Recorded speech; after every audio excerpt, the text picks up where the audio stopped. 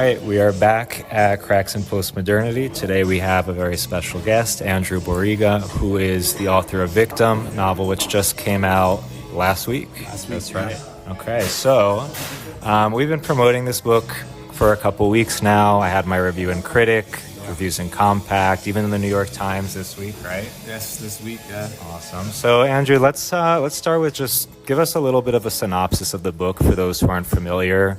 What's the story and what inspired it? Thank you, man. And first, just thank you for having me and for showing the love to the book, man. For real, I really do appreciate it. So the synopsis is it's about this kid Javi who basically wants to be a successful writer. That's his dream, and he sort of realizes pretty early on that if he pimps out his traumatic background for white editors, that he'll make that dream happen for him a lot faster. And so he sort of starts to go down that path and then gets a little carried away with it at the end, and kind of has a coming to grips with like who he is and what he's actually done, and you know, has it all been worth it, I guess, in the end. So also a bit of a coming of age story, a friendship story. Inspiration wise, I started writing it about 10 years ago.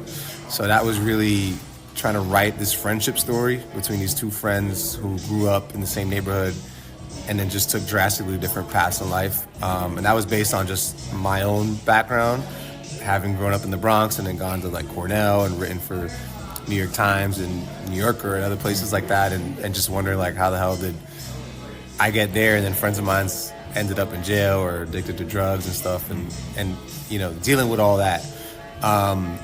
But then slowly the novel morphed the more and more that I was working on it, and I was growing as a person working in the media, and started to get these opportunities in the media where people were kind of like giving me stories to do, but they were, you know, yeah, well, he's got some food coming in.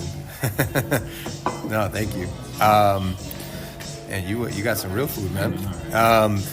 So yeah, I mean, it just changed as I was like kind of living Javi's story a little bit, where people were giving me these opportunities to write, but it was always like write about your background or like write about these like really traumatic things. And at first I thought it was important to do that, and I still think it was, but I did start to feel pigeonholed, and I realized a lot of writers of color in this era, 2015, 2016, 17, 18, were feeling the same way. Like when we talk about it, they'd be like, this is all we can get. These like, you know, race beat or the like trauma beat, the poverty porn beat.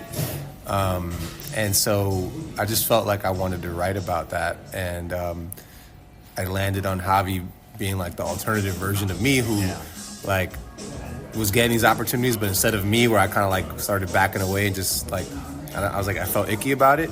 He's like, nah, I'm going to capitalize on this and like give them what they want. And that just kind of felt like a fun story and a way to like talk about all these things, but without being heavy-handed or like try to like make an argument necessarily, because I don't really have like an argument necessarily, but just to be like, what is this? What are we doing here? You know, and try to package that in like a fun story that has that, but also the friendship story at its core that I always started with. So yeah, and I mean, so I want to get into the characters in a second, because I think this is what's most interesting about the novel. But I mean, we do have to talk about the polemics surrounding it, because I mean, as I wrote in my review in the Critic, like this does in some ways challenge the current status quo about, I don't know, like all these ideals about, you know, social justice, representation, etc. Talking about people's trauma, people's very real oppression. But that's kind of become a meme at this point. Yeah. That's people are taking less and less seriously. But you're not really. You have no agenda. You know, you're exploring these realities because, again, they're part of your life. They're part of many people's lives. But you're not trying to say, like, oh, this is all BS. Right. Neither are you trying to say, oh, but you have to believe all these things. It's just like, okay, we're human beings. We're caught up in this, I don't know, this kind of messed up world. Yeah. How do I navigate as a human, as a person, with very real relationships, with friendships, which are complicated? Yeah. But the fact that you started working on this, like, 10 years ago, things were very different back then. Yeah. You know, like this is before COVID. This is before, you know, the defund movement, BLM, and all that. And now we're at a point where not only is your story out, like you have movies like American Fiction that just came out that's kind of challenging the status quo. So if you look back 10 years ago, I don't know, like how has it changed over these 10 years? Like what has that been like for you?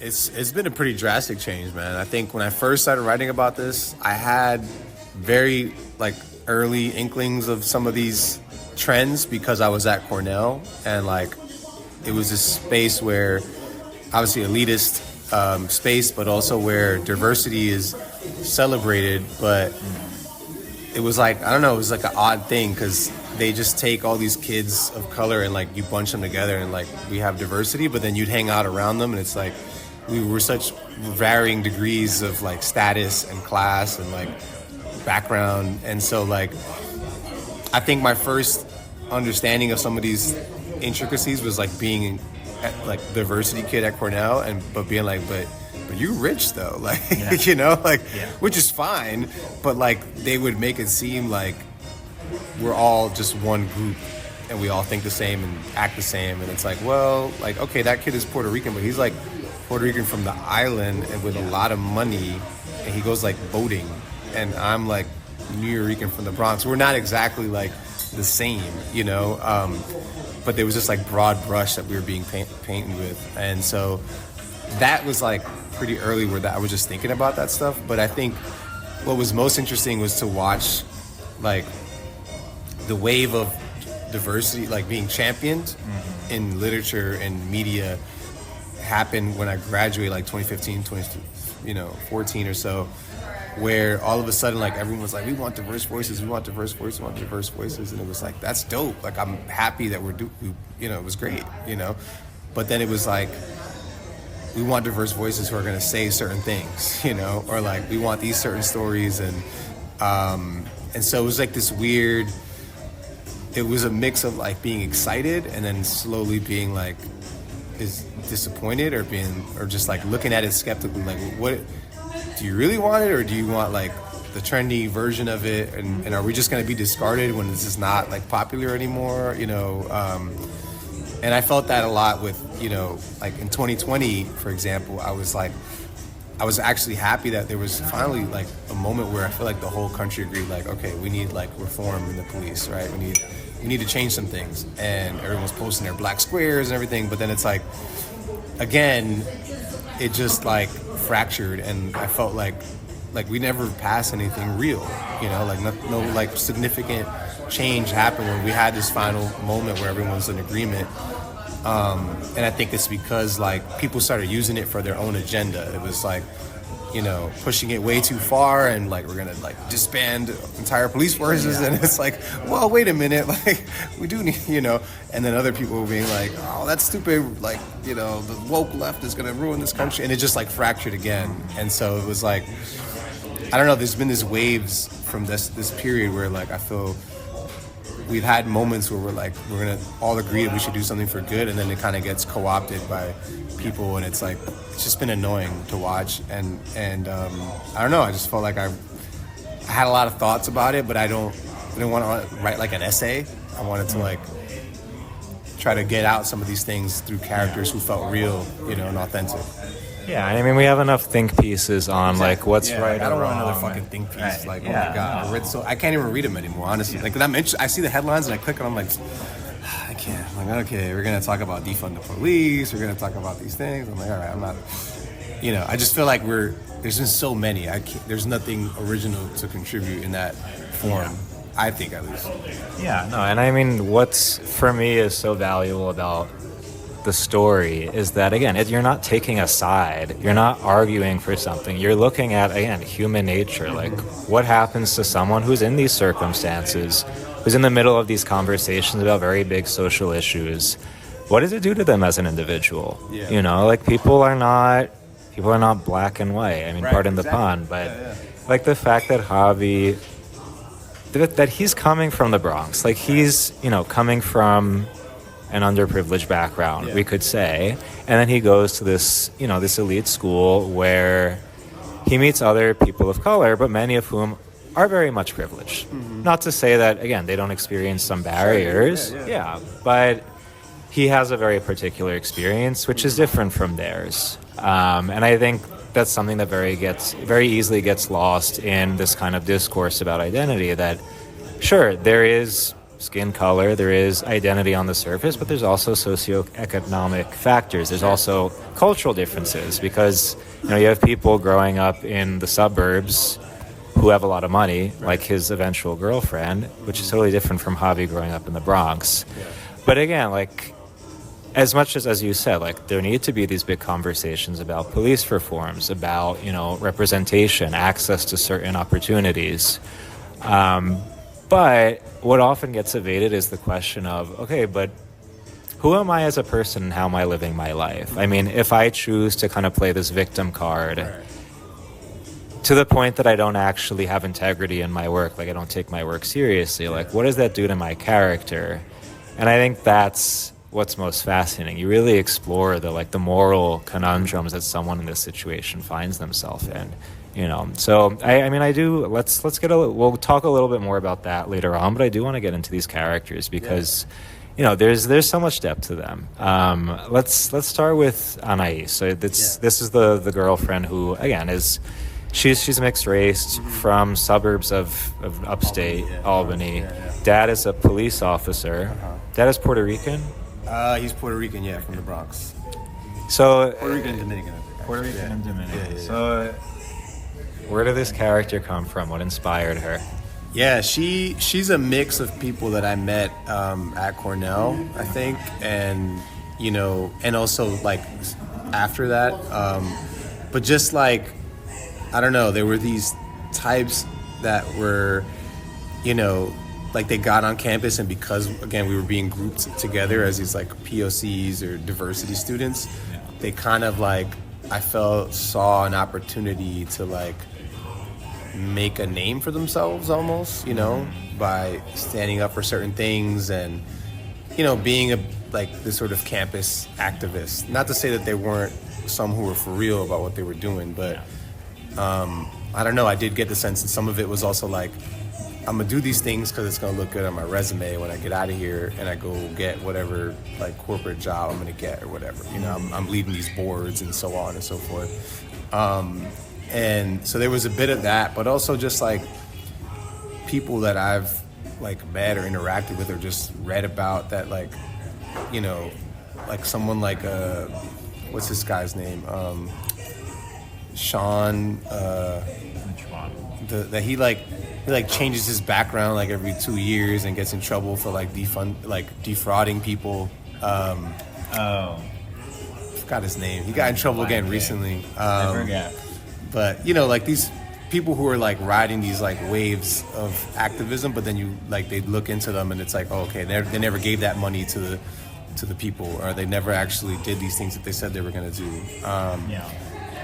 So like she was a way to kind of get at that, but also the various classes of people that I was talking about, like at Cornell, at a place like that, where it's like on the surface level, okay, she's Latina, she's Puerto Rican, Dominican, person of color, but like in a lot of other ways, she like aligns very, very much the same as like the kind of wealthier white kids on campus. She has more in common with them almost, and like that's the experience of a lot of people. And like I wanted to explore that as well. So I tried to be like generous with her too, and not just make her like a flat like social justice warrior character or whatever, but like a fully rounded person that you can kind of understand her.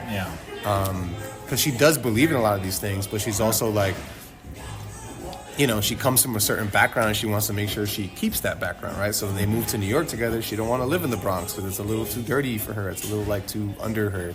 She wants to live in like a nice area in Brooklyn, right? And it's like, and Javi kind of calls her out. It's like, does that clash with your like, stated goals for being amongst community and building community and helping people, less fortunate than you?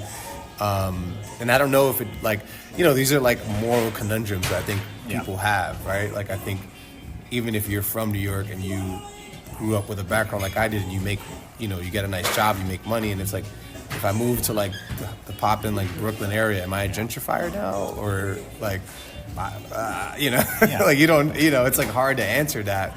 And so I wanted to explore that with someone like Anais. And so she was a really fun character to write and like develop, and really, I spent a long time like trying to make her like a really fully well-rounded character. Yeah, and what's like, it could have been very easy to just paint her in this really like simplistic light as the dumb SJW who's really flat and is overly idealistic and unaware of her privilege.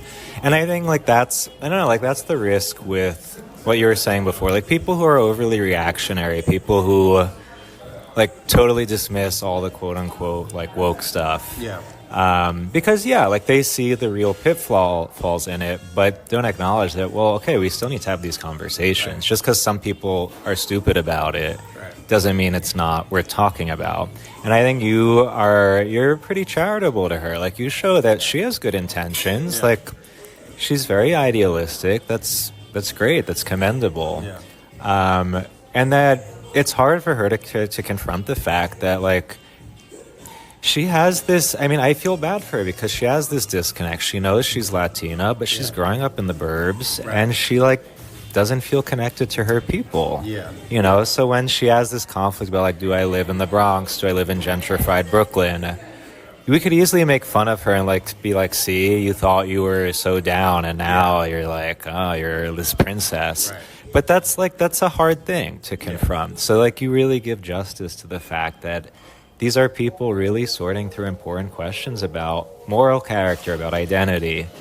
You know. Well, let's get into Gio though, because this is, I mean, I think this is really the big theme of the book that gets lost in the polemics. That like this friendship. Well, tell us a little bit about Gio, and again, like, what inspired this. Yeah, Gio is a really important character to the book, and he's somebody that was always there from the beginning. Like, it was Javi and Gio. Like I said, I try to write this friendship story, and he, you know, to me, he's like important because he represents the like grounding presence for Javi to like pull him back into reality. You know, he's someone who's just like just living day by day, and he's been dealt a really shitty hand, but he's just like, I'm gonna fucking figure out a way, you know. He's just like a lot of people that I know, that, you know, they're gonna figure it out by any means. And his means, he's gonna join a gang, he sells drugs, he gets locked up in prison, gets out. But even when he gets out, you know, and Javi's like trying to convince him, like, hey, like, I'm riding this like victim wave, you can get on it too. Your story's better than mine. Like, he's like, you know, he's very concerned with just realistic things. Like, I just need a job, man. I need an apartment. I'm trying to rebuild my life. Like, this online discourse that you're infatuated with is just weird, and it's like so disconnected from reality. And so, to me, he's really important because he's like, I always wanted him to be like the voice of reason, you know, and it was a way for me to like pay homage to like the people in my life who are like very disconnected from like the literary media world and like all these terms, and like who wouldn't even know what like SJW means or whatever, who I feel like really are like the majority of our country. Like, I feel like that's, you know what I mean? Like Twitter and all this, it's like such a tiny subsect of the country. And so with Gio, I try to have a character who was like representative of that, but like the Bronx version, you know? So I loved writing him, and like, you know, I think a lot of people have pointed out that the funniest parts of the book are like his dialogue with Javi and how he just kind of like makes fun of him and like, you know, sort of nudges him back down to like reality. Can we take a break? Yeah, sure. Okay. Yeah, go ahead, man. Okay, we're back. We took a little lunch break, and we just want to give a shout out to Black Forest in Brooklyn for hosting us, for having a delicious lunch. But we were talking about Gio, Javi's best friend, childhood friend, and how he kind of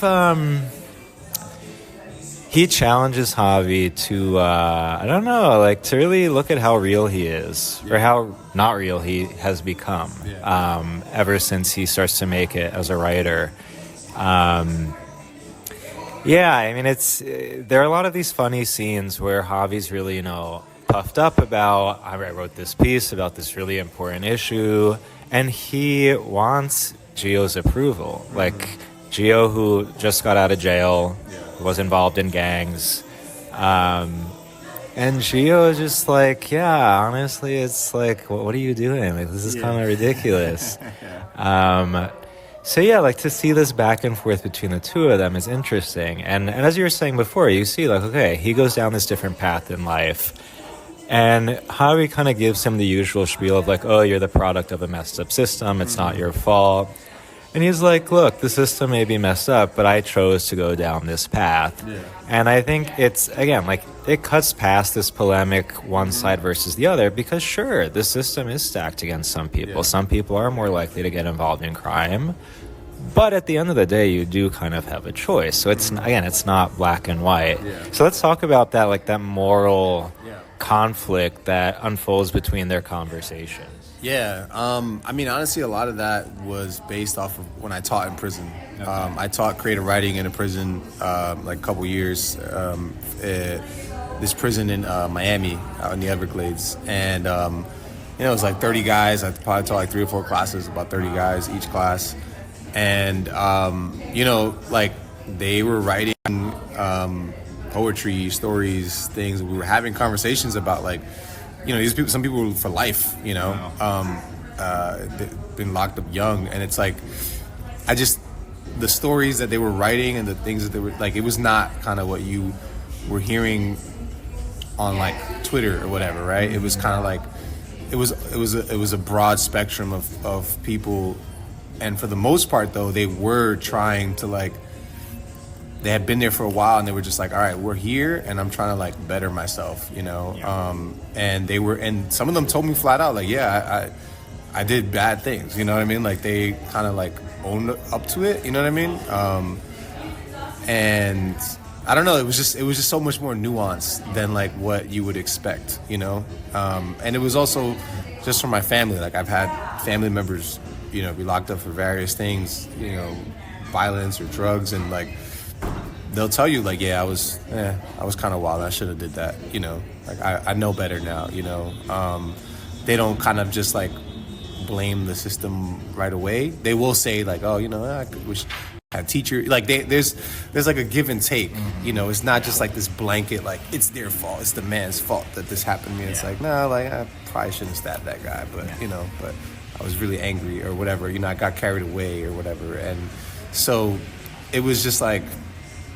I don't know, that felt important to capture that because that's what I would hear from people who actually have been locked up or were when I was teaching, like this mix of like being angry at the environment maybe that they were like raised in or like the structural issues and being cognizant of it, for some of them, but also being like, okay, I got to take responsibility for what I did and like, while I'm here, I'm taking these classes, I'm trying to like better myself. I'm trying to like, read books in the library and like, I love teaching those guys. They were the most like, it was weird because I was teaching at University of Miami in the daytime and then driving to the Everglades to teach in this prison. Wow. And like the guys in the prison were like so much more hungry to learn, man. They were just like that was my favorite class to teach. I loved it.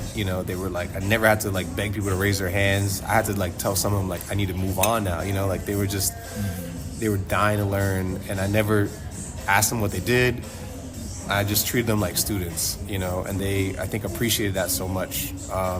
And so but then I had like these kids who were like, they were cool, but they were like, they drove Porsches and like they were just like like they didn't really want to be there. They were trying to get an easy A or whatever. So I don't know, man. Like that experience really informed a lot of Gio, and also, like I said, family and friends.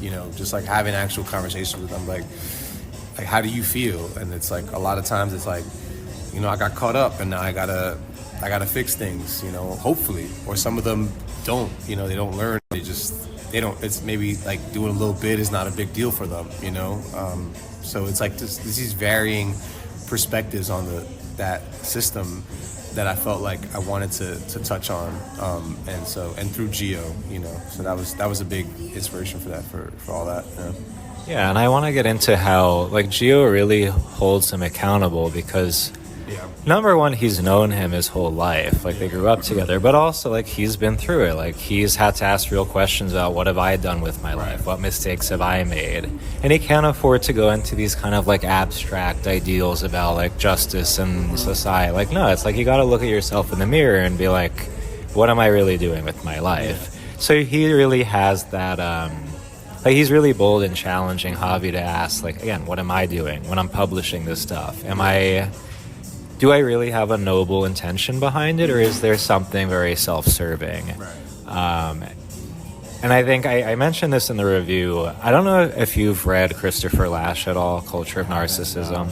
So basically his thesis is that, like, I don't know, like after all the cultural revolutions in the 60s, like, a lot of people who were concerned about actual social justice kind of turned it into a way for them to kind of gratify their narcissistic, like, look at me, I'm fighting for what's right.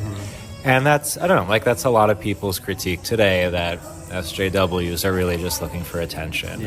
And that's, I mean, it's a very easy cop-out. Like, it's very easy to be like, oh, these issues are bullshit because these kids just want attention. And it's like I said before, no, like, these are real issues. Right.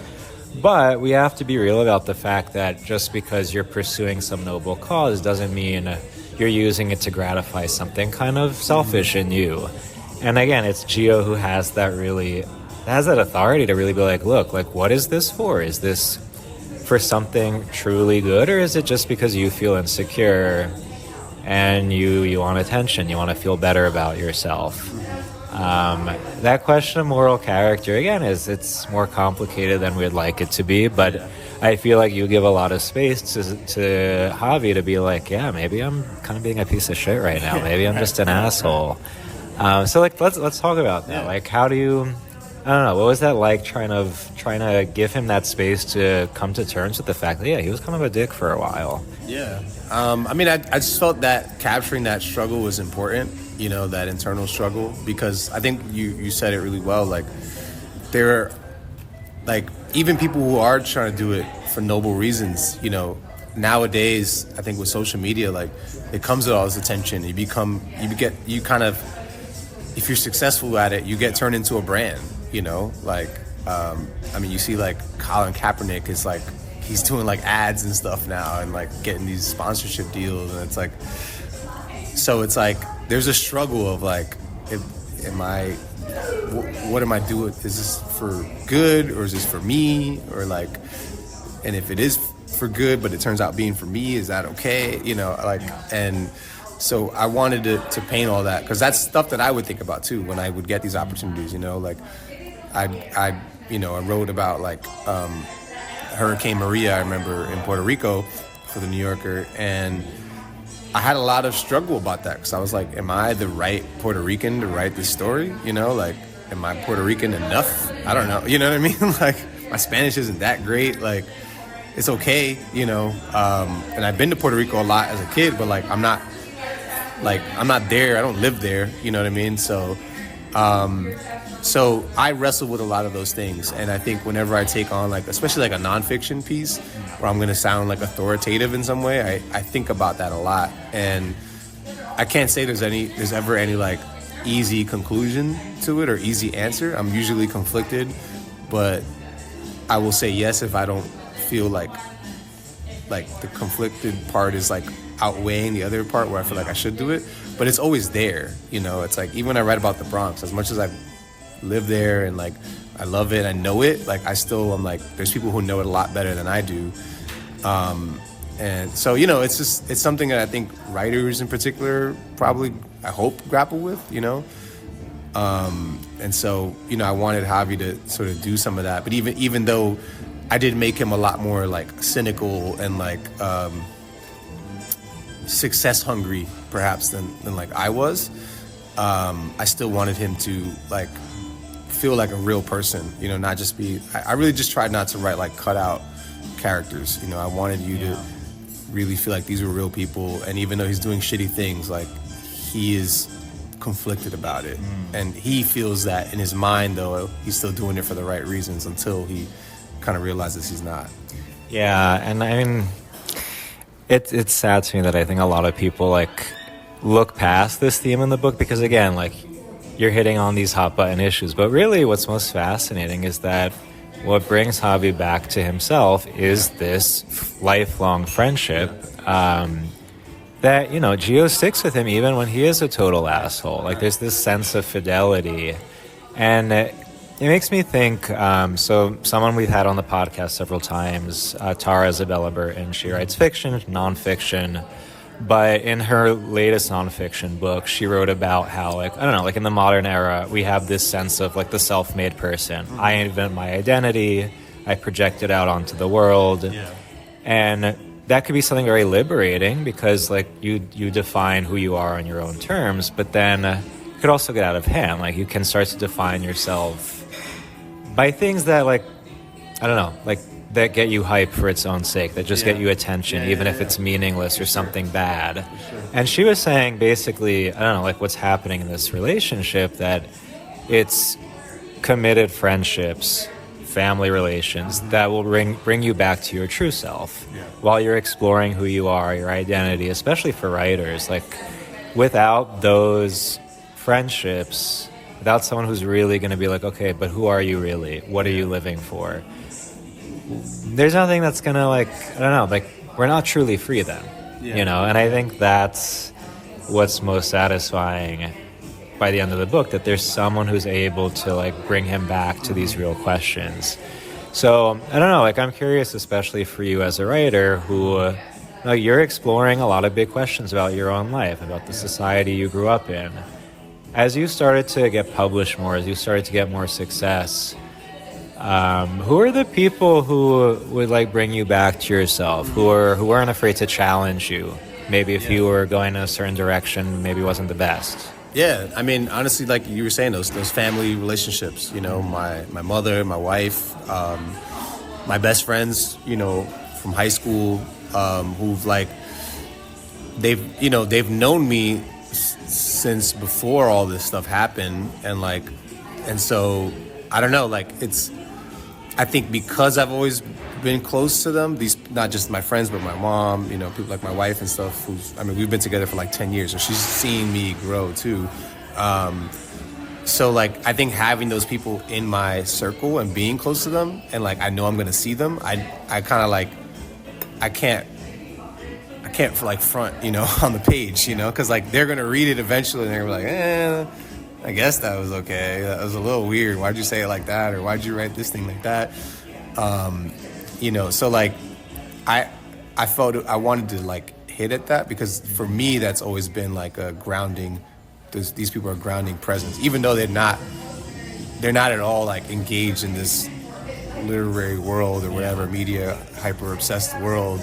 You know, they're just living regular lives, you know, like some of them, they're teachers in schools, a couple of them are cops, a couple of them are like, one of them is like a, you know, successful, like he's finance kind of person, but he grew up in the projects, you know, like they have these very varied backgrounds. And, you know, it's important to like have people like that in your orbit, I think. You know, I think a lot of, I guess writing this, I was thinking a lot about people who are my age or younger, right? I have younger sisters, they're 27, and they're, you know, people their age who are like so obsessed with like these social media apps and like getting followings on there and like building their brand. And it's like, you know, like to some extent I understand you have to do that. Like I post on Instagram or whatever, right? But also like, I guess don't lose sight of the people who actually know you, you know, like that's, in many ways, I think more important than the people who like follow you. Like I don't even know what a follower means. You know what I mean? Like you just see your stuff online. Okay, but like who are your like? I hope you still have like real friends who can like who know you and can build you up and also kind of pull you back when you start acting a little weird, you know, or like acting outside, doing things that are not yourself, you know. And so that was a big theme to hit in the book, and I'm really glad you pulled that out because it's. I think you're right. It's something that, you know, with the flap copy and everything, it kind of gets lost. But it's, to me, that was very important. It's the core of the story. Yeah, and I think, at least for me personally, I need people who are not. I need friends who are not involved in the literary world at all, because like I need people who don't give a shit that I got published in whatever. Like, okay, what's that? I never heard of this magazine. That's not interesting to me. But I also need friends who, again, who aren't involved in the literary world, but who will read my stuff and be like, yeah, this was kind of dumb, or this was like, this didn't say anything. Have you ever had a friend though who like really pushed you or really challenged you to reevaluate something you wrote? I would say my mother probably. Like my mother is like, whenever I did write about my background for like publications, she'd always be like, but like it wasn't that bad, or like, you know, you didn't have to say it like that, you made it sound so bad, you know. And to some extent I think it was a perspective thing, because like she had a different perspective than me on the situation. But in other ways, like her saying things like that has made me more cognizant, like, okay, like, you know, even though the editor maybe wants me to write it in this more grittier fashion, like I need to do my best to like retain something that not just gonna get her approval, because like she's the type of person who's gonna have things to say, but feels like it's closer to whatever authentic is, you know. I don't know if it's like a place you can reach totally, but like get closer to it, you know. And it just, you know, I have her voice in my mind, so I'm like writing something, I'm like, all right, like if she reads this, if she's gonna be like completely you know, upset about how much like what this depiction is or whatever, I don't know, like just like knowing that people like her are gonna read stuff that I write just kind of, it keeps me more honest to myself, you know. And I don't know, again, I don't think it's like a sort of set place that you can reach, because you are writing a story, you're posturing nonetheless, you're writing something, right? But you know, I think they help you, drive you closer to the core. So yeah, I mean, my problem with my parents is like either the stuff I write is too long for them because they have short attention spans, or like, because some pieces I write are like, I use too much like niche internet discourse, and they're like, I have no idea what you're talking about. But no, so on the other hand though, I'm wondering, like, do you, like, have you ever had to draw the line between family and friends who are like really challenging you to keep it real versus like people who are just haters, people who are just maybe a little jealous that you're making it?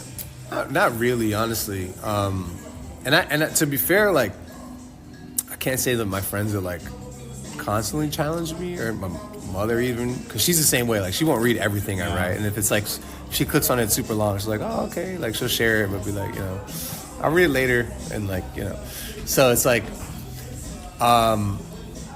yeah, I don't know, like, not really, because like haters, I haven't really had, like, I don't know. Maybe you just don't know. Maybe I don't know. Yeah, like I myself stay away from the discourse too. You know what I mean? I try to like engage with it as little as possible, especially nowadays. So even to me, some of these terms, I don't really know what they are either, you know? And I feel like that's important. Like I kind of love living in Miami as a writer, because I did feel when I lived in New York, like it's so encompassing. Like, you know, like I was at the hotel here where I'm staying for the book tour, and like the guy at the front desk checking me in is also a writer who's like applied to McDowell, and was like, and I was like, oh shit, that's cool. But he's like, there's so many people you meet around here who are like, they know the writing world and like these little intricacies, and they like, who's your agent and who's your this and that, and you like, there's like this kind of gamesmanship going on. Whereas in Miami, like nobody gives a fuck. Like, you know, like my neighbors, some of them know I'm a writer, and like, but we don't ever talk about it, you know. And I love that about the city, because I feel like it keeps me really grounded in like what just normal day-to-day people are living. And that's the type of like fiction that I want to write. Like I want to write something that someone who doesn't go online all the time can read it and still enjoy it, you know, but also someone who is would get something different from it. And so that's something I set out to do with Victim, and I think having that a little bit detached perspective helped me to try to accomplish that. Yeah. So I mean, let's talk a little bit about first you're back home. You know, you came back to New York. You're in the Bronx last night at Lit Bar. You're gonna be at Bookstore Magic tonight. Yeah, what's it like coming back home after having written a novel that I don't know that really features both the Bronx and well, Brooklyn has a little side part in it, but yeah, no. So what's it like being back here now? It's been pretty cool, man. You know, it's a different experience. I'm staying in like a hotel in New York. I've never done that before. Yeah. You know, whenever I come, I would just go back to my old apartment in the Bronx and like kind of stay in the Bronx. So it's different, like being in Manhattan and like I don't know, having a Manhattan life for like a couple days and like going into bookstores and signing the book and this author life. So it's cool. It's something that I'm happy that it's like a brief thing. I wouldn't want to like. I still like my life in Miami. Like I'm very much like a dad, and like have a day job and like do my writing in the morning and like don't really think about the other stuff. And like I feel like that's healthier for my ego and my process and everything. But it's also been interesting that like I snapped back in. You know, like I rode the subway and it's just like there's like New York Andrew. You know, like because I was here for so long that you kind of forget that there's this like other version of you. You know, I've lived in Miami 8 years now, so yeah, it's been interesting to just kind of also see like, all right, like I still remember how to move in the city and like how to get around and whatever. So it's been pretty fun, but it's been a different perspective because I haven't even, aside from the Lit Bar last night, which was amazing, like I haven't even been to the Bronx this time, which is different. I usually just stay there. So, but I'm trying to embrace it and enjoy the like different perspective on the city. I don't usually get this one. How is Miami Andrew different from New York Andrew? That's a good question, man. Miami Andrew is probably more laid back. You know, like I don't know, like Miami's it's just slower, you know? The lifestyle's slower. The people you're in contact with are just, like I was saying before, like so dialed out of these big cultural issues. They're just like, you know, you talk about like baseball and like the Dolphins and like your kids, you know. Yeah, I don't know. Miami Andrew is sort of more detached from like the literary world, whereas here I feel, especially, I mean, I'm on book tour, so I'm doing a lot of literary things, but there's more of the like, it's just all around you. There's so many bookstores when you're in the city, you know, there's so many writers who live here, so many events. Whereas in Miami, I just kind of focus on like day-to-day life a lot more. Yeah. What do you miss most about New York when you're over in Miami? The people. Yeah, I miss my people in New York. I don't really miss living here, but I miss like the people that I grew up with, like the people at the Lit Bar last night, like friends. I had teachers there. I had like my old track coach, like people who were, you know, these people who shaped me and raised me, and so I miss them the most because they're like such. New York people are just very unique people, you know, especially like Bronx people who are, you know, the people I came up with. So, yeah, that's about the only thing I really miss in the city. Is the but people. then I always say if I could transplant all my people to Miami, I'd be complete, you know. But I mean, if they went to Miami, then like life is too nice there because it's warm. They wouldn't have the same personality, the same because like being in the cold, being you know, but you know, it builds up your character. There's something like you just feel like I don't know, not angrier, but like there's just an edge to you being here that like in Miami I don't have at all. It's just like I wake up and it's sunny, you know, like the days all like look the same kind of and. I don't know. The humor here is so different. Everyone's so much more blunt, you know. And but I love that. I love that about the city. Well, what's something that would surprise us about Miami people? You know, they're actually like I feel like they're quite warm people. You know, I found some really kind people in Miami, and like they'll help you. Even if there's nothing to gain from it, you know, like they'll hang out with you even there's nothing to gain from it. Like it's one of the things I didn't like about living in New York sometimes. Like I'd go to places or hang out with people and it's like we're trying to like, okay, you have this connection, I have this connection. You're gonna help me, I'm gonna help you, or I'm gonna try to get you to help me.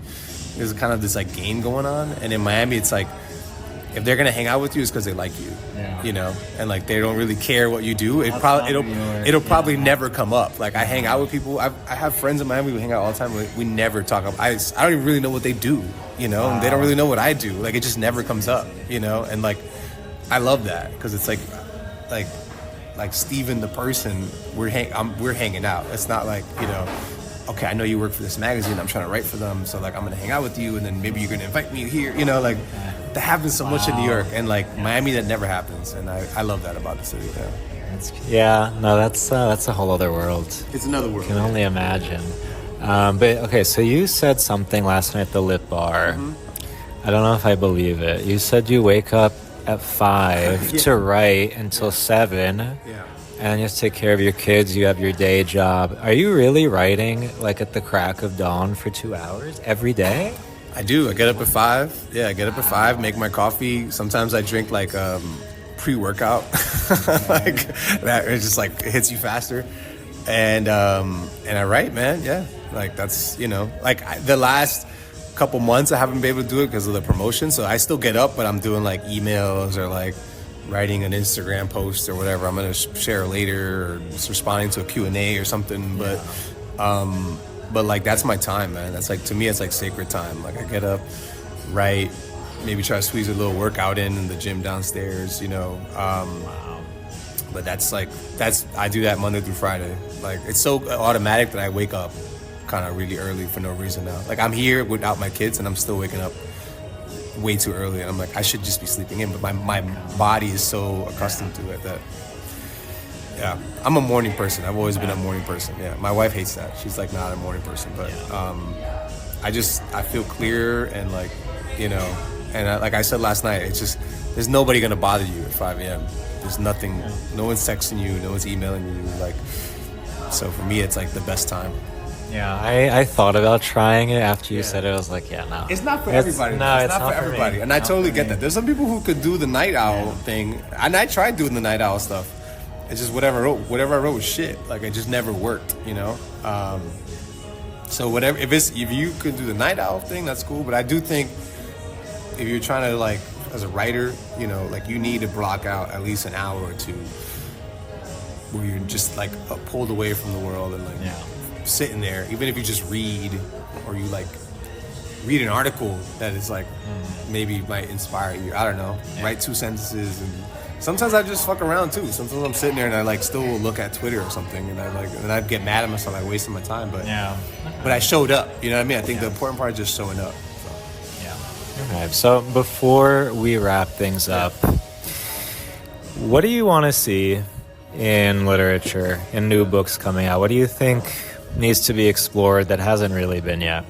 I mean, I want to see, I guess, I don't know, I think a lot about it from like the writers of color perspective, you know, like, because I feel like there is already a lot of nuance in like white writers, you know, they can do all types of interesting, weird stuff, and it's like they're always hailed, not always, but you know what I mean, like they get that attention. And for writers of color, I want to see us like feel like we could take those same risks and like write these like whatever nuanced story that we feel is most like powerful to us, whether or not it's like gonna line up with whatever someone thinks is a black story or a Latino story or like, you know, or whatever story, like, and I feel like there is that happening, you know. I think that a lot of us collectively are like over the whole like wave, you know, that I was writing about in this book, and it's like I hope that there's gonna be sort of, I don't know, more interesting stories being told. I think it happens a lot in TV already. You know, like This Fool is a great show. They got canceled on Hulu, but that was a great show. The Vince Staples show I was watching the other day was also interesting. Like Atlanta, you have like really interesting shows featuring like characters of color, marginalized characters, but like they're don't know, they're interesting. They're not trying to tell these like kind of flat stories, you know. I want more stories where like the fact that the character is a person of color is like the least important thing about the book, you know. Like it's just an interesting book, and they happen to be from wherever, you know, from whatever background. Like, because to me that's like true diversity. You know what I mean? To me, like that's like a real representation of like various aspects of an individual's life, whether they be from whatever background. Yeah. So if you do want such a nuanced work of literature, you should pick up Victim, which is now available. And they can follow you Instagram, Twitter. We'll link to all your accounts. But I'm happy we're able to do this because you sent me. When did you first reach out? It was over the summer, last spring. Like last summer or something. Yeah. I listened to a podcast you did. I can't remember if it was the Juno one or I don't remember. But I listened to your podcast. I started reading your stuff, and I was like, I feel like you would really like this. So.